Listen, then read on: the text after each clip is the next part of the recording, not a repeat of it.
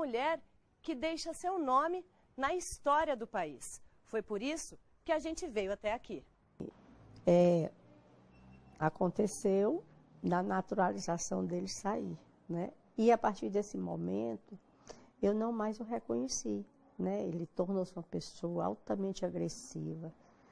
Por tudo ele justificava uma agressão, né? Eu tinha muito medo dele, porque era uma pessoa de muita força, ele praticava halterofilismo em casa, né? Fazia musculação, essas coisas todas. E eu não tinha meios de enfrentar, né? Então, eu comecei, nós não estamos felizes, nem você, nem eu. Vamos separar, né? Que eu acho que é melhor para nós dois. O ano era 1981 e as notícias sobre violência contra a mulher eram um destaque na mídia. A cantora Eliane Garamond tinha sido assassinada pelo ex-marido, o também cantor Lindomar Castilho. 2 anos antes, Doca Street havia saído livre do tribunal ao ser absolvido por matar a namorada, Ângela Diniz, com 5 tiros na cabeça. Prendia o medo, a falta de visibilidade para a questão da violência contra a mulher, que não existia. Foi esse período em que eu refleti muito em não tomar uma decisão de separação mesmo, contra tudo e contra todos, né? Porque era contra a sociedade, uma atitude que eu ia tomar. Eu não fiz isso porque começou a haver a questão da morte de mulheres que não mais continuavam com o relacionamento que não convinha, como o caso do Doca Street, o caso do Lindomar Castilho, que foi bem na época em que eu estava querendo me separar, né? Então, eu refleti. Eu não vou criar uma armadilha para mim. Então, eu insistia para que ele tomasse uma atitude, entendeu? E, ao mesmo tempo, eu tinha medo, né, de provocá-lo e ser uma outra vítima.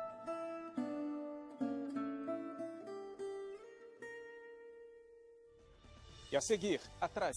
Maria da Penha acorda assustada.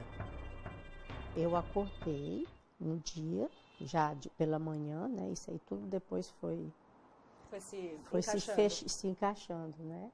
Com um forte barulho dentro do quarto.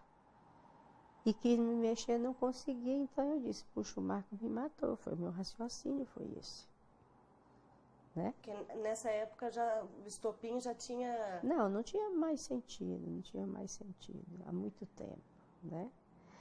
E os vizinhos que me acudiram me levaram para o hospital, e eu, por conta dessa fato, eu passei 4 meses hospitalizada, né? E a versão que ele contou é que ele tinha percebido pessoas estranhas dentro de casa, e que essas pessoas tentaram enforcá-lo e lutaram contra ele.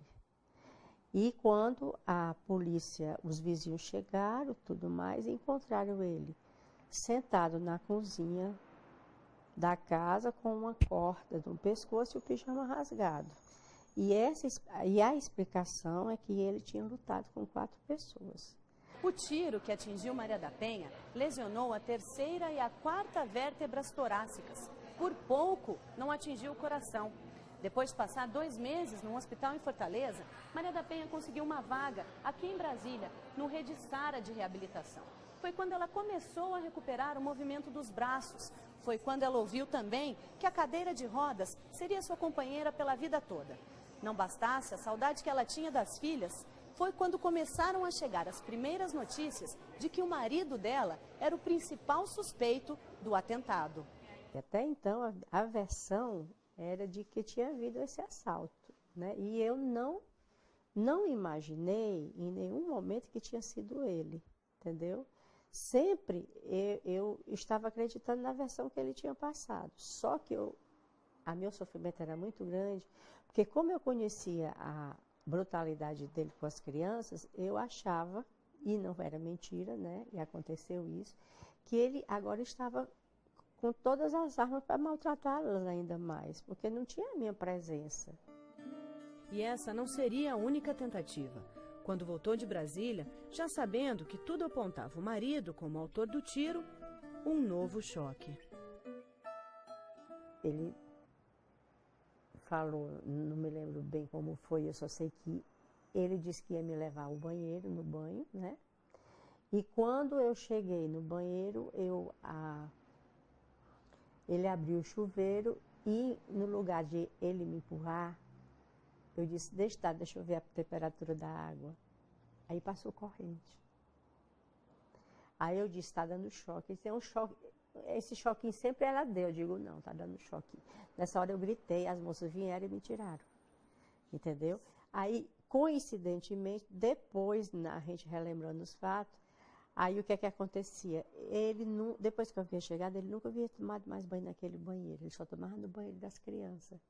Então, o que ele ajeitou realmente, no período em que ele estava hospitalizado, ele ajeitou o chuveiro para dar, premeditou para mim, dar um choque. Durante esse período, Maria da Penha e as filhas foram mantidas em cárcere privado. Nos bastidores, a família se empenhava para conseguir a separação de corpos. Em casa, ela arrumava as malas, quando o marido saía para o trabalho. Foi nesse período, esses 15 dias, que assim, quando eu tomei conhecimento pelas moças, né, e começou as coisas ficarem se encaixando, né, então eu tinha malas, né, eu pegava as malas, quando ele saía, eu botava as roupas das crianças tudo dentro da mala e botava a mala no mesmo lugar, quer dizer, ele não percebeu de que eu estava me preparando, né. Foi então que Maria da Penha voltou à Rua Teresa Cristina. Ela e as 3 filhas conseguiram, finalmente, a liberdade. Eu lembro, assim, no momento em que eu cheguei aqui, entendeu? Que eu cheguei aqui, que a minha filha, olha, vão brincar que agora eu vou dormir.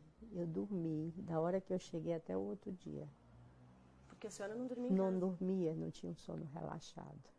E dormi não porque eu estava exatamente aqui, eu dormi porque ele estava viajando. E eu sabia que ele poderia não chegar aqui enquanto estivesse viajando.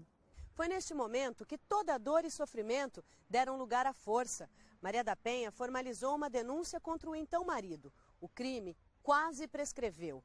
Depois de esgotar todos os recursos internos do país, ela recorreu à Comissão Interamericana de Direitos Humanos da Organização dos Estados Americanos. O Brasil foi condenado pela OEA, que disse que o país negligenciava os casos de violência doméstica. A grande repercussão internacional do fato colocou as autoridades brasileiras na berlinda. A discussão chegou ao governo federal. E em 2006, o ex-presidente Luiz Inácio Lula da Silva sancionou a Lei Maria da Penha. Eu sou muito feliz hoje. Sou feliz porque eu sei que as minhas filhas não vão passar pelo que eu passei, porque existe uma lei, né? Eu sei que muitas mulheres se beneficiaram demais com essa lei. E eu provei que a justiça precisava ser repensada. Porque a mulher sempre foi vítima do machismo na sociedade. Não do machismo entre 4 paredes, mas o machismo público. Né? Que quantas mulheres morriam assassinadas e quem era responsável, ela era própria, na boca dos advogados, né? Ela morreu porque ela afrontou, ela morreu porque ela traiu. Fez por merecer. Fez por merecer. Então isso é muito importante. Daquela época mesmo não sobrou quase nada. Como se a memória fosse mesmo programada para esquecer a dor e o sofrimento em um instinto de autopreservação. É assim que Maria da Penha segue a vida, ainda um pouco descrente da justiça, mas consciente do legado que deixa. Olha, eu tenho noção da dificuldade de deixar esse legado. Porque o legado, se for realmente abraçado por todos, é um legado. Mas a gente tem encontrado muita dificuldade pela cultura machista de nossos juízes, de nossos desembargadores. Eu me acho órfã do Estado. Até hoje, quando eu vejo a lei ser totalmente desconhecida por alguns juristas, né, de não levar em conta o que a lei veio fazer. para a sociedade, ela veio para trazer paz para a sociedade. Hoje, Maria da Penha vive naquela mesma rua Tereza Cristina, que a viu nascer e que a acolheu no momento mais difícil de sua vida.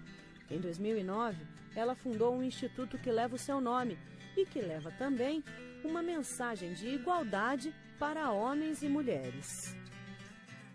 A gente trabalha capacitando as pessoas das instituições, das empresas, falando sobre o que é violência doméstica, falando o porquê da lei, falando da necessidade de homens e mulheres saberem se respeitar, saberem educar seus filhos com respeito. Divergências podem acontecer, mas tem que haver aquele respeito. Com o livro que lançou em 1994, contando a sua história, Maria da Penha afirma que exorcizou o passado. Para ela, o que passou ficou lá atrás. Para mim, eu dizer que eu perdoo é muito difícil, eu não gosto dessa palavra. Eu quero dizer o seguinte, que eu não me amarguro hoje pelo relacionamento que eu tive. E eu não perco tempo em estar pensando numa pessoa que não valeu a pena. Então, eu procuro viver com o que eu tenho de bom. O que o meu relacionamento trouxe de bom foi minhas 3 filhas, né? E que eu sou feliz com elas. Netos? A senhora tem netos? Tenho 3 netos e vão chegar mais 2 agora.